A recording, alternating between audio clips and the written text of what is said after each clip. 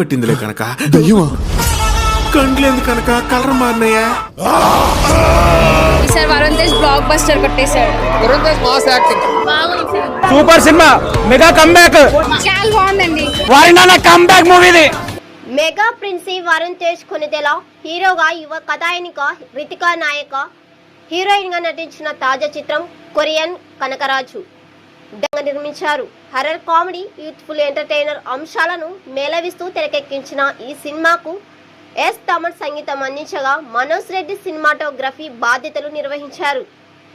అలాగే సత్యజీ ఎడిటింగ్ ను చూసుకోగా శ్యామ్ కాసర్ల సాహిత్యం అందించిన పాటలకు యశ్వంత్ మాస్టర్ కొరియోగ్రఫీ చేశారు.